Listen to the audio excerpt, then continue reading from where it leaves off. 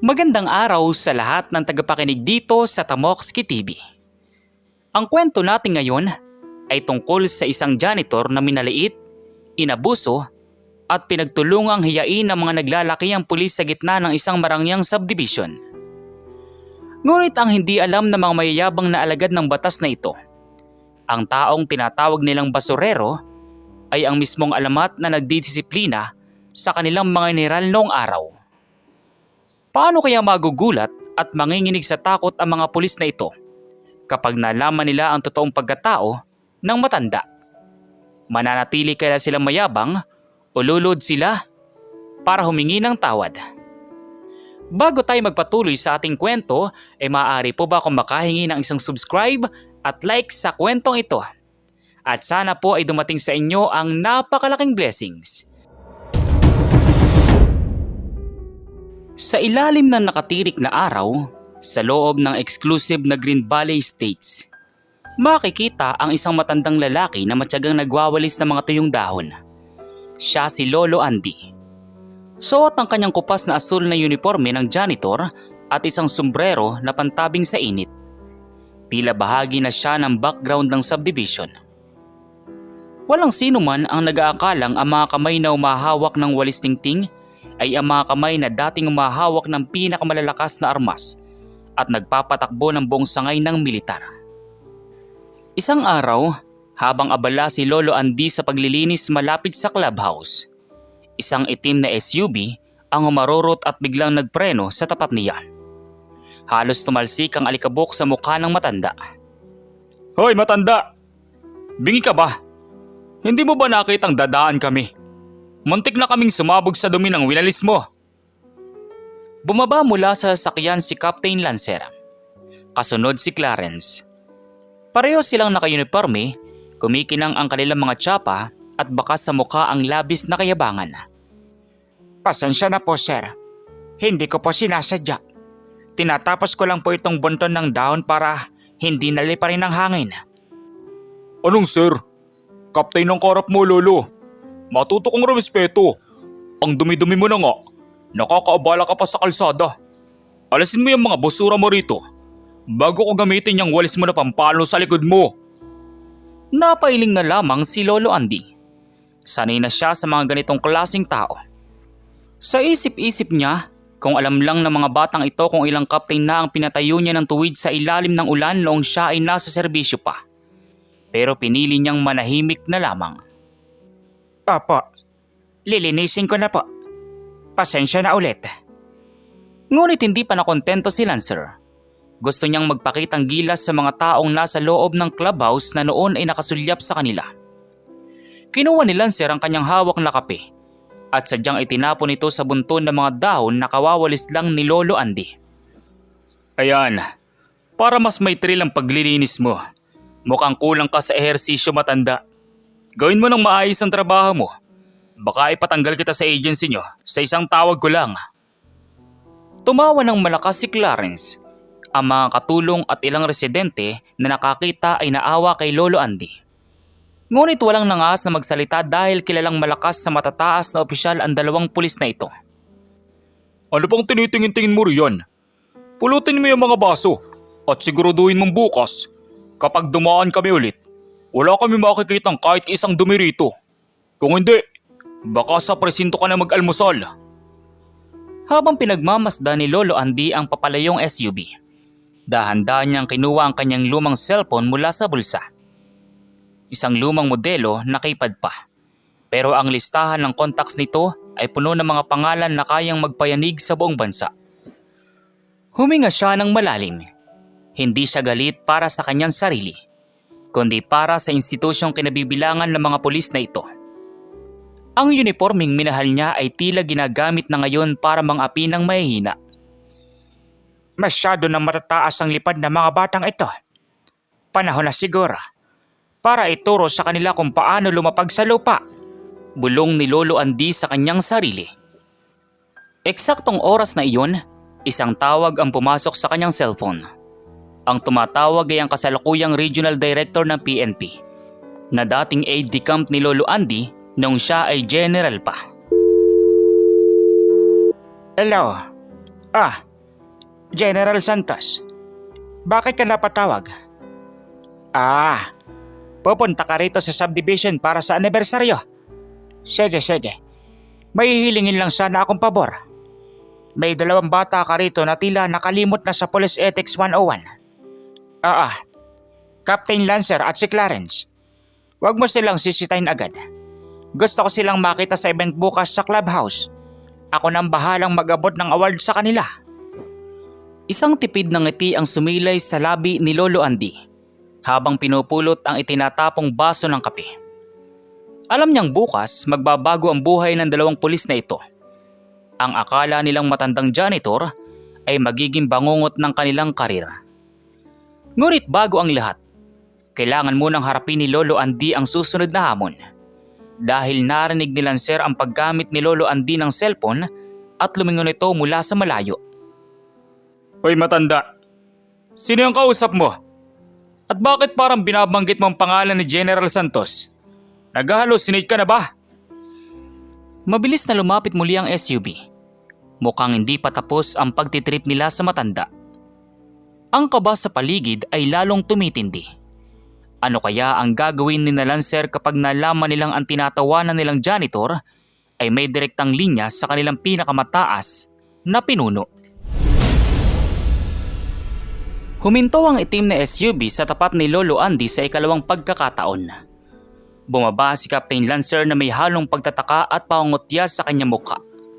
Kanina lang ay tila basang sisiw ang matanda. Pero napansin niyang tila naging kalmado ito habang hawak ang kanyang lumang cellphone. Anong balita, Lolo? Narinig kong pangalan ni General Santos. Huwag mong sabihin kumpare mong regional director. Baka naman pati ang presidente. Kalaro mo ng majong. Sir, baka naman ang tinutukoy niyang General Santos ay yung kanto sa palengke. Nakakatawa ka matanda. Akala mo ba, matatakot mo kami sa pagbanggit ng pangalang malalaki? Pulis kami. Kami ang batas dito. Hindi natinag si Lolo Andy. Ibinulsa niya ang kanyang cellphone at tumingin ng diretso sa mga mata ni Lancer. Walang bahid ng takot, kundi awa ang makikita sa kanyang mga mata. Awa para sa mga taong nilamunan ng kanilang mga posisyon. Ang tunay na batas, sir, ay wala sa tsapa o sa baril. Ito ay nasa serbisyo at pagrespeto sa maliit na tao. Ang pangalang binanggit ko ay isang paalala lang na lahat ng nasa itaas ay nanggaling din sa ibaba. Aba, at nagle-lecture pa ang isang janitor? Masyado kang madaldal. Dahil dyan, hindi lang kape ang itatapon ko. Lancer, sir, tingnan mo itong ginagawa ng matandang ito. Parang hinahamon tayo. Lumapit si Clarence kay Lolo Andy at biglang sinipa ang timba na puno ng maraming tubig na gagamitin sana ng matanda pampunas sa mga bench sa clubhouse. Nabasa ang pantalon at sapatos ni Lolo Andy. Ang ilang mga residenteng naglalakad malapit doon ay napahinto. Ang iba ay kinuha ang kanilang mga cellphone para kumuha ng video. Pero mabilis silang sinita ni Lancer. Walang kukuha ng video. Police operations ito. Ang matandang ito ay pinag-iinalaan nating may illegal na ginagawa rito sa loob ng subdivision. Routine check lang ito. Isang malaking kasinungalingan.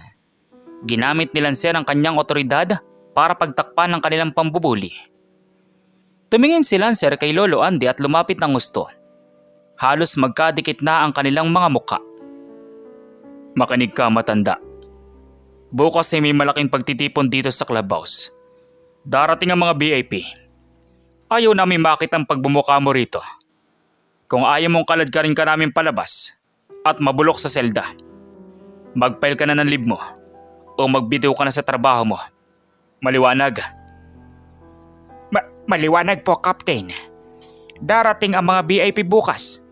Sisiguraduhin kong malinis ang paligid at sisiguraduhin kong makikita niyo ako. Matigas talaga ang ulo. Sige, subukan mo lang magpakita bukas at makikita mo ang hinahanap mo. Tara na, sir. Hayaan na natin ang basurerong yan. Humaharurot na umalis ang SUV. Nag-iwan ng usok at alikabok. Naiwan si Lolo Andy na basang-basa ang ibabang bahagi ng kanyang uniforme.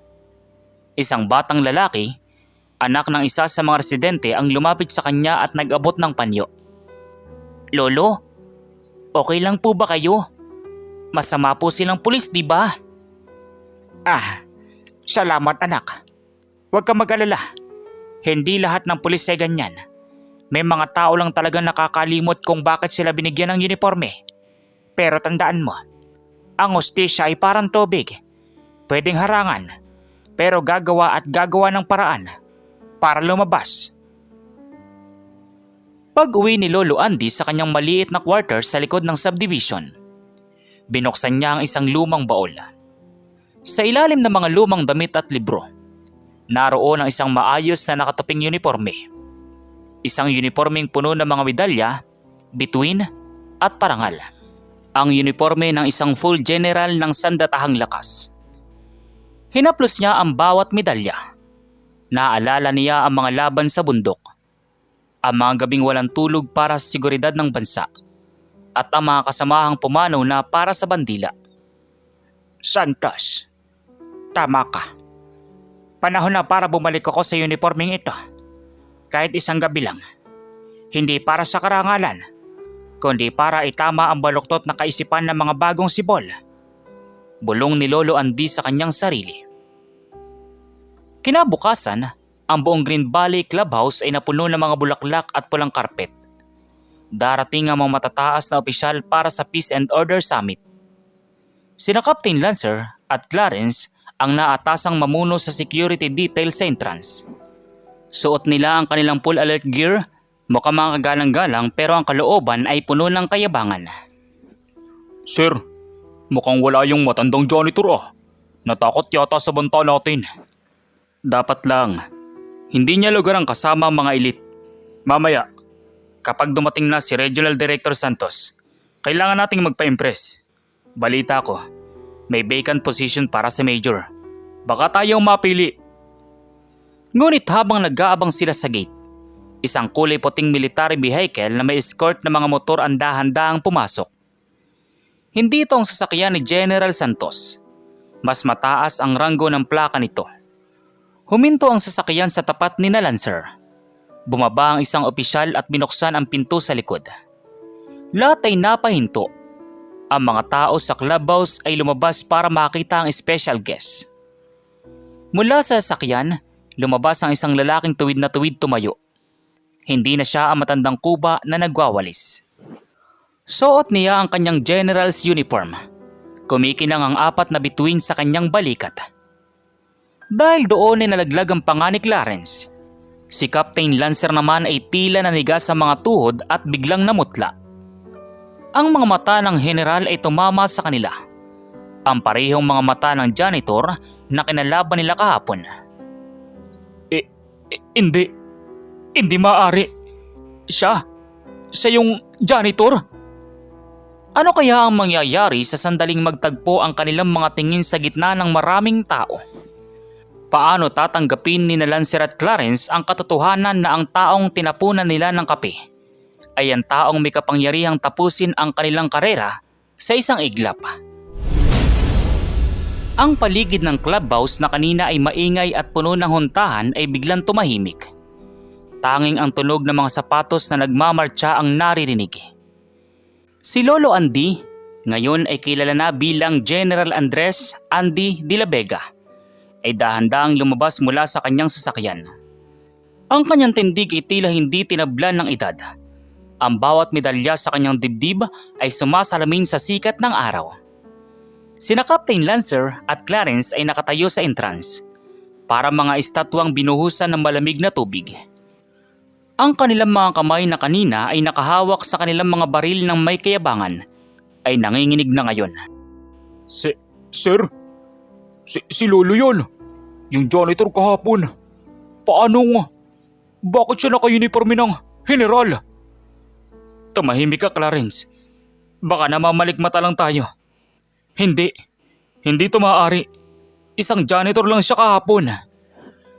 Ngunit hindi sila namamalikmata.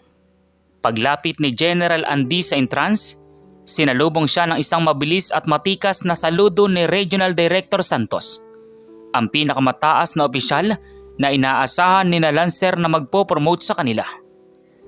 Salute! Good morning, General De La Vega.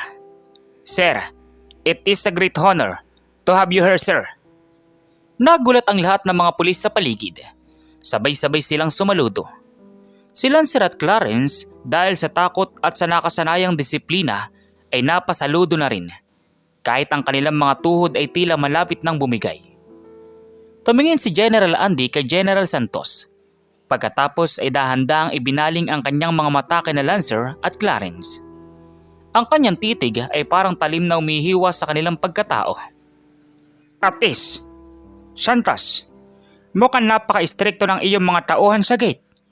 Muntik na akong hindi makapasok kahapon habang naglilinis ako rito. Sabi nila, ang mga basurero raw ay walang lugar sa ganitong pagtitipon. Dahil doon ay nagbago ang ekspresyon ng mukha ni General Santos. Naging seryoso ito at tumingin sa dalawang pulis na ngayon ay nakayuko na. Anong ibig niyong sabihin, sir? May nambastos ba sa inyo rito? Huwag kang mag-alala, Santos. Routine check lang daw yon, di ba, Captain Lancer? At ikaw, Clarence, kamusta ang boses mo? Mukhang mas malakas ka pang sumigaw kaysa sa mga drill sergeant ko sa PMA nung araw. Halos simatayin si Clarence sa kinatatayuan niya. Si Lancer naman ay pilit na naghahanap ng salitang isasagot. Pero tila natuyuan ng kanyang lalamunan. General? Sir? Pasensya na po. Hindi po namin alam. Ang akala po namin ay... Ang akala nyo ay janitor lang ako. Na wala akong boses. Na pwede nyo akong ituring na parang basura dahil sa tingin nyo ay mas mataas kayo. Ang uniforming suot nyo ay hindi lisensya para mang-api. Iyan ay simbolo ng pagiging lingkod bayan. Sa gitna ng tensyon, pumasok na si General Andy sa loob ng clubhouse. Kasunod si General Santos at iba pang mataas na opisyal. Ngunit bago siya tuluyang pumasok, lumingon siya sa dalawa. Captain Lancer, Clarence, huwag kayong aalis sa pwesto nyo. May special na recognition na kung inihanda para sa inyo mamaya sa gitna ng programa. Siguraduhin nyo nakatayo kayo ng tuwid. Naiwan ang dalawa sa gate na tila mga basang sisiw. Ang mga residenteng nandoon na nakasaksi sa pambubuli nila kahapon ay nagsimulang magbulungan at magtawanan. Ang kahihiyan ay nagsisimula pa lamang. Sir Lancer, anong gagawin natin? Tapos na ang career natin. Siguradong tatanggalin tayo sa serbisyo. Kasalanan mo ito, Clarence. Ikaw ang unang sumipa sa timba niya. O anong ako? Kape mo yung itinapon mo sa winalis niya, sir. Damay-damay na ito. Habang nagsisimula ang programa sa loob, ang bawat papuri at palakpakan ay tila mga sampal sa mukha ng dalawang pulis. Sa gitna ng speech ni General Andy, binanggit niya ang kahalagahan ng humility in service. Marami sa atin ang nakakalimot na kapag hinubad natin ng uniforming ito, tayo ay pantay-pantay na mamamayan lamang. Ang tunay na general ay marunong humawak ng walis at ang tunay na pulis ay marunong rumespeto sa janitor. Pagkatapos ng speech, tinawag ni General Santos ang pansin ng lahat. And now, for a special field demonstration, we are calling Captain Lancer and Officer Clarence to the front. General De La Vega has a specific task for you to show everyone what real service look like. Naglakad ang dalawa sa gitna. Ang mga binti ay parang jelly. Lahat ng mata ay nakatingin sa kanila. Inaasahan nilang sisibakin na sila o ipapahiya ng gusto. Ngunit ang twist na inihanda ni General Andy ay hindi nila inaasahan. Sa harap ng maraming VIP, may inilabas na 2 sako ng basura at 2 walis tingting. Dahil mukhang masyadong malinis ang inyong mga kamay at nakalimutan nyo na ang hirap ng mga taong nagpapanatili ng kaayusan sa paligid, kayong dalawa ang maglilinis ng buong clubhouse pagkatapos ng event na ito. Suot ang inyong full gala uniform. At gagawin nyo yan habang pinapanood ng lahat ng mga tao rito. Pero hindi lang yun ang twist. Habang hawak nilang walis, isang pamilyar na mukha ang lumapit sa kanila. Ito ang bata na nag-abot ng panyo kay Lolo Andy kahapon. Ang bata ay may dalang baso ng kape. Ano kaya ang gagawin ng bata? At ano ang mas matinding parusa na naghihintay kina Lancer at Clarence kapag natapos na ang seremonya? Sa gitna ng marangyang clubhouse, naging sentro ng atensyon sina Captain Lancer at Clarence. Hawak nila ang walis tingting. Suot ang kanilang pinakamagandang uniforme na dapat sana ay para sa parangal. Ngunit ngayon, ito ay nabahiran na ng pawis at kahihiyan. Ang bata na nag-abot ng panyo kay Lolo Andy kahapon ay lumapit kay Captain Lancer. Ang bata ay may bitbit na mainit na kape sa isang paper cup. Lumingon ang lahat. Iniisip kung ibubuhos ba ng bata ang kape sa pulis bilang ganti. Sabi po ni Lolo Andy, mukhang napagod daw po kayo sa pagsigaw kanina. Inumin niyo raw po muna ito bago niyo simulan ang paglilinis. Tila sinampal ng katotohanan si Lancer. Ang kape na itinapon niya kay Lolo Andy kahapon ay binalik sa kanya ngayon. Hindi bilang pambabastos, kundi bilang isang acts of kindness na lalong nagpaliit sa kanyang pagkatao. Nanginginig ang kamay ni Lancer nang tanggapin niya ang kape. Salamat anak. Sabihin mo kay General, maraming salamat. Habang nagsisimulang magwalis ang dalawa sa ilalim ng mapanuring mata ng mga opisyal, lumapit si General Andy sa kanila. Bit-bit ang isang folder. Ang kanyang mukha ay seryoso at walang bahid ng ngiti. Lancer, Clarence, akala nyo ba ang pagwawalis lang na ito ang parusa ninyo? Ang paglilinis ng kalat ay madali. Ang mahirap ay ang paglilinis ng dumi sa inyong mga record. Sir, gagawin po namin ang lahat. Huwag niyo lang po kaming tanggalin sa serbisyo. May pamilya po akong binubuhay. Iyan ang problema sa inyo. Naalala niyo ang pamilya niyo kapag huli na ang lahat. Pero noong inaapi niyo ang isang matanda, naisip niyo ba kung may pamilya rin siyang umaasa sa kanya? Ang folder na ito ay naglalaman ng mga reklamo mula sa mga residente ng subdivision na ito na itinago niyo sa loob ng 6 na buwan gamit ang inyong posisyon. Nagkatinginan sina Lancer at Clarence. Hindi lang pala ang nangyari kahapon ang alam ng general. Bilang janitor sa loob ng ilang buwan, naging spy pala si Lolo Andy. Nakikita niya ang lahat. Ang mga pangungutong ng dalawa sa mga delivery drivers, ang pagtulog sa oras ng duty, at ang pagbabanta sa mga katulong sa subdivision. Santos, dalhin mo ang mga batang ito sa detention cell ng Camp Crime. Hindi sila dadaan sa regular na presinto. Gusto ko, sila ang maging ehemplo kung ano mangyayari sa mga pulis na nakakalimot sa kanilang sinumpaang tungkulin. Yes, General. Men, escort them out. Ngunit bago sila tuluyang kaladkarin palabas, may isang malaking twist na hindi inaasahan ng lahat. Biglang pumasok ang isang babaeng umiiyak sa clubhouse. Siya ang asawa ni Clarence. Bit-bit ang isang sanggol. General, maawa po kayo. Si Clarence lang pong inaasahan namin. Nagkasakit po ang anak namin kaya siguro naging mainitin ang ulo niya. Napahinto si General Andy. Ang matigas niyang puso para sa disiplina ay tila tinamaan ng habag nang makita ang sanggol. Tumingin siya kay Clarence na ngayon ay umagulgol na rin sa harap ng kanyang asawa. Clarence, tingnan mo ang pamilya mo. Gusto mo bang lumaki ang anak mo na ang alam may ang tatay niya ay isang bully? Isang mapang-api? Hindi po sir. Patawarin niyo po ako. Magbabago na po ako. Hindi na po mauulit. Nag-isip ng malalim ang general. Lumingon siya kay Lancer na nakayuko lang at tila tanggap na ang kanyang kapalaran. May naisip na bagong plano si General Andy. Isang plano na hindi lang magpaparusa, kundi tunay na magtuturo. Santos, i-hold mo ang dismissal orders. Pero may kondisyon. Hindi sila makukulong. Sa ngayon. Anong kondisyon po, General? Simula bukas, sususpindihin ang inyong sahod sa loob ng 3 buwan.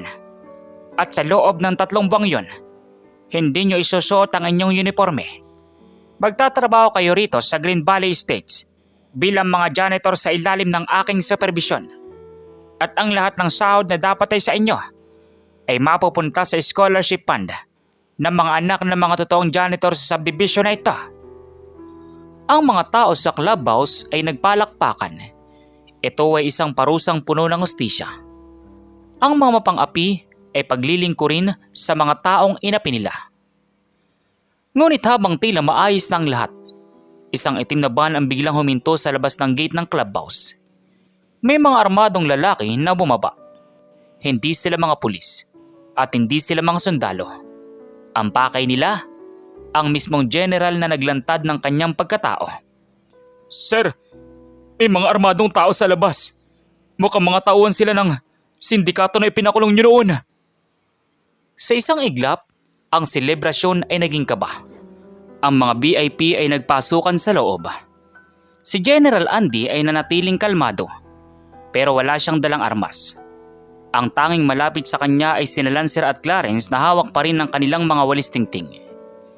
Ito na kaya ang pagkakataon ni Lancer at Clarence para patunayan na karapat-dapat silang maging pulis o gagamitin nila ang gulo para tumakas sa kanilang parusa. Ang katahimikan ng clubhouse ay binalot ng tunog ng pagkasa ng mga armas. 6 na lalaking nakamaskara at may dalang matataas na kalibre ng baril ang mabilis na bumaba mula sa itim na van. Ang punteriya nila ay malinaw. Si General Andres de la Vega. Ang mga sindikatong ito ay matagal nang naghihintay ng pagkakataon na makaganti sa general na sumira sa kanilang operasyon noong siya ay aktibo pa sa serbisyo. Ang mga VIP sa loob ay nagsimulang magsigawan at magtago sa ilalim ng mga mesa. Si General Santos at ang ilang security detail ay mabilis na pumwesto. Ngunit nasa labas ng pintuan si General Andy, kasama sina Lancer at Clarence na hawak pa rin ang kanilang mga walis. Sir, pumasok na po kayo sa loob. Kami nang bahala rito. Wala kayong armas, Lancer. Anong gagawin nyo? Lalabanan nyo sila ng walis tingting? Kahit walis lang po ito, sir. Pulis pa rin kami. Ito na po ang pagkakataon naming ipakita na hindi lang kami puro yabang.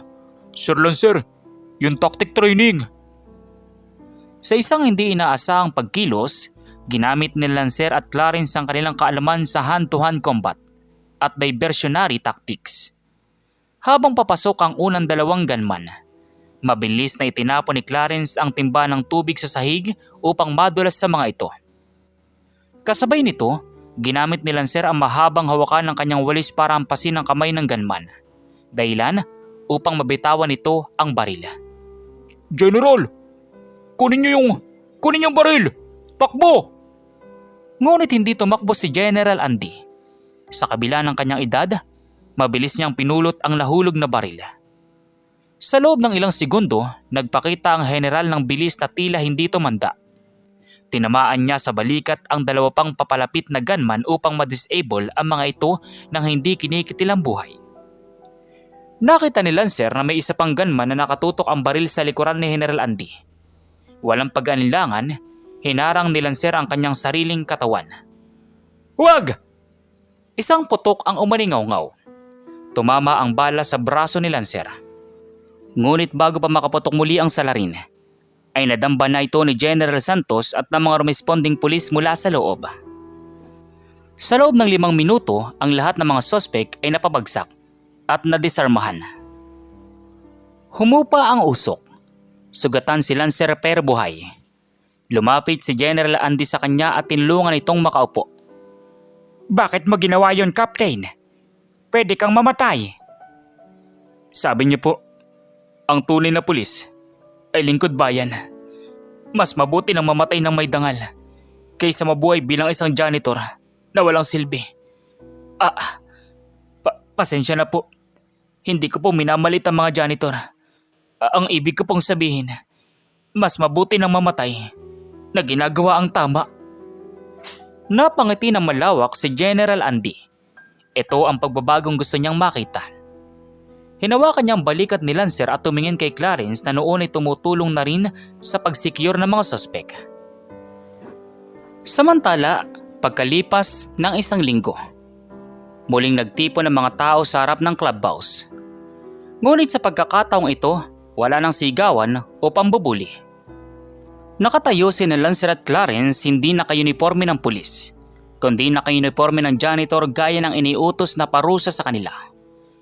Ngunit sa ibabaw ng kanilang asul na polo ng janitor, nakasabit ang isang espesyal na medalya, ang medalya ng kagalingan. Ang parusa ninyo ay magpapatuloy pa rin sa loob ng 3 buwan.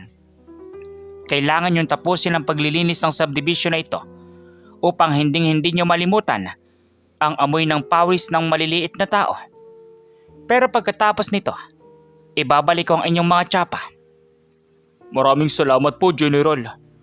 Ngayon ko lang po naramdaman na mas masarap pala maglingkod kapag ang mga tao ay ngumingiti sa iyo dahil sa pasasalamat, hindi dahil sa takot.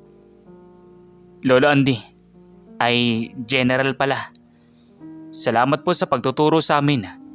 Pangako, kapag suot na namin ulit ang aming uniforme, kami nang unang rerespeto sa bawat janitor, basurero o sino mang mahirap na makakasalubong namin.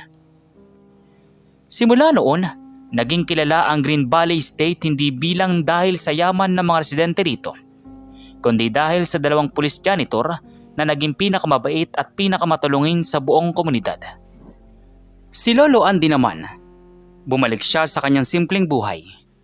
Minsan ay makikita mo pa rin siyang nagwawalis ng mga tuyong dahon sa hapon, suot ang kanyang lumang sombrero. At kapag may dumaang pulis na nag-aakalang isa lang siyang matandang janitor, lihim siyang napapangiti.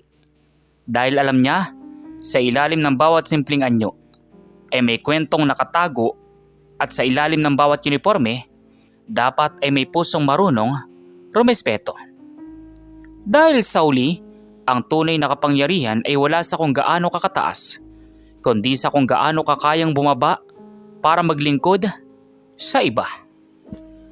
Ang aral sa kwento na ito, ang tunay na karangalan ay hindi nasusukat sa taas ng posisyon o ningning ng tsapa, kundi sa ilalim ng respeto sa kapwa, anuman ang kanilang katayuan sa buhay.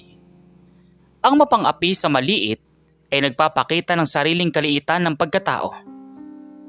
Itinuturo ni Lolo Andy na ang kababaang loob ay sandata ng tunay na matapang at ang bawat tao mula janitor hanggang general ay karapat-dapat sa dangal. Huwag gumusga sa panlabas na anyo dahil ang taong iyong minaliit ngayon ay maaaring siya palang magtuturo sa iyo ng pinakamahalagang leksyon sa iyong buhay. Serbisyo ng may puso, hindi pang-aabuso. Kayo, ano pong masasabi niyo sa kwento natin ngayon at kung anong mga aral po ang mga natutunan ninyo? Maaari niyo po bang i-comment dito sa baba dun sa comment section para muli ko pong mabasa. So once again, inuulit ko pong muli. Ako po si Tamoxki TV. Kita-kita po tayong muli sa mga susunod pa nating maraming mga kwento. Thank you and God bless you all. Peace out.